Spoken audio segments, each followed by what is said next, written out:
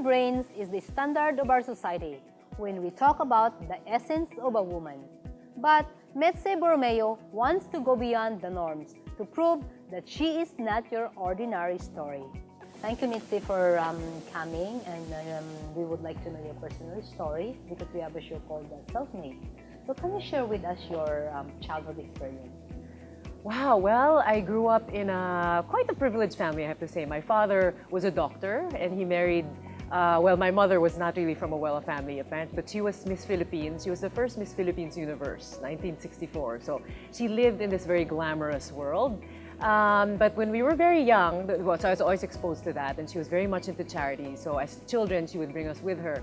But when I was 6 years old, she and my father separated. So she left, went abroad, and at some point, she took me with her. Parang na-lonely siya dyan. So I went with her, and at the time, though, our parents didn't talk to us about it. We didn't know it was a separation. We just knew, well, we're away, but we guessed, because no one talked about it then.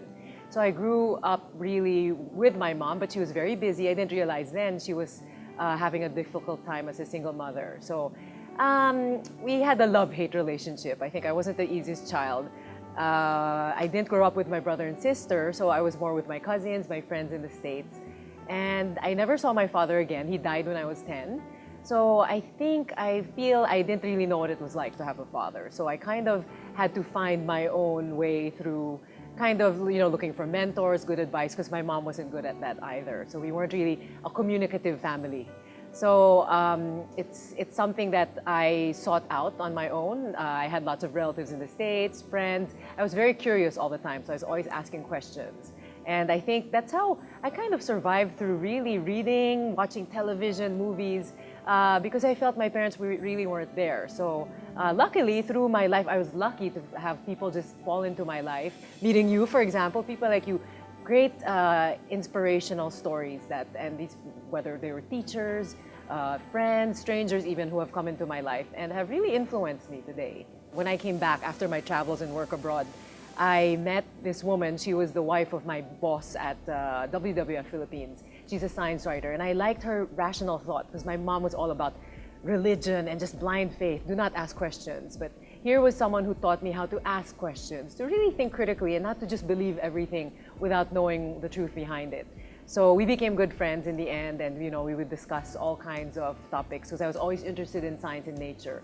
And that's her forte, and she's a science writer. So I think with her, she became like a sister to me, kind of like a mother, mentor, and until now, we're good friends. So during that time, having this special mentor to you, what was your dream job? Well, I always wanted to do something with nature and the outdoors because I love nature, animals. I always dreamed that one day I would work with National Geographic or maybe WWF, which I didn't even know we had in the Philippines. It was abroad. Well, at the time I applied, I wasn't qualified yet, but then I found a local office.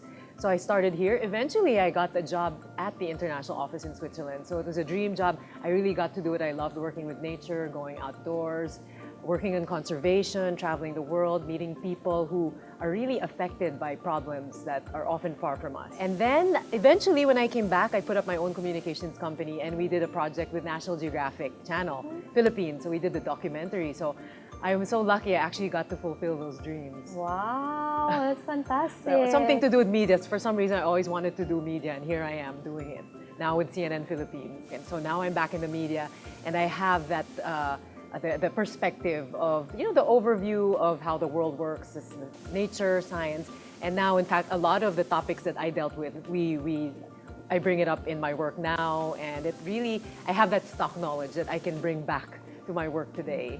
With all those experiences, and you decided to go into media, camera, how was your first experience being live? Oh, it's nerve-wracking because I was always very nakaka-conscious, so in front of the camera, of course, it's not very natural. First of all, when I first started doing the news, you're reading off a prompter, so I was very robotic. It takes time, it really takes practice. But for me, I enjoy most talking to people because I do the news, but another one is I do interviews on a show called Profiles, where thankfully you were there sharing your inspiring story. To me, I prefer that connection. It's more natural for me because when I'm reading the prompter, it's not really coming from the heart because someone else has written it, and you know, you have to read the news, you have to deliver it for people to know. But for the other show where we dig up the stories, I do the writing and research. We're a team. I find that more personal because I'm able to really make a connection. You're talking to someone. So I think with practice, I hope I've gotten a little more comfortable with it, and it's a little bit better now, but always room to improve. If you see right now the kids, the millennials, so what's your key advice to them? Like things that you've gone through, that how to overcome this kind of trials or challenges? Well, I think a big challenge now is technology. Technology is supposed to be there to help humans, but at the end, we're becoming slaves to technology. So now everybody's on their phones, iPads. I always tell my niece, she's now 15, and my other young friends that don't live behind your screen. You know, the world is out there, that you have to face it. Don't be scared of rejection, of loss, because I think with all of us, people who've achieved success had to fall down and they got up. So I think to me, I always tell them, live the real life, you know, experience loss, heartbreak, and we will break our hearts over and over, but don't forget to fall in love, because that's where, and to keep learning things. You know, you fall in love with the world. That doesn't have to be something romantic, but just learning, keep discovering. And, you know, when it's always about your phone, it's not so much about putting pictures out there, because now it's like what people think of us. So my advice is to just live and just make mistakes and then keep learning and give back. What's your last advocacy or legacy that you want to leave behind? I know you're still very young, but you're really doing so many things. Yeah, well, you know, I just try, I ask people that all the time, so it's so hard. I'm being asked that. For me, it's every day. I am so grateful that I wake up, that I'm alive, and there's still so much I do, and I feel there's never enough time. So for me, it's just taking it a day at a time, and I hope when I go that, you know, it's not about the awards or accolades, you know, how people see you, what you've done with your shows, but that people that will know that I want to go without any regrets. People will know, wow, she really lived and loved to the fullest, that she didn't hold anything back.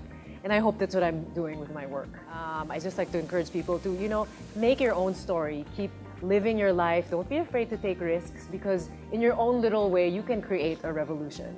Oh, thank you. We love your story. Thank you. Thank you. Karen. Thank you very much. All right. Every success has its struggles. Every dream has its trials and tests. Listen to their stories, because if they did it, you can also be self-made.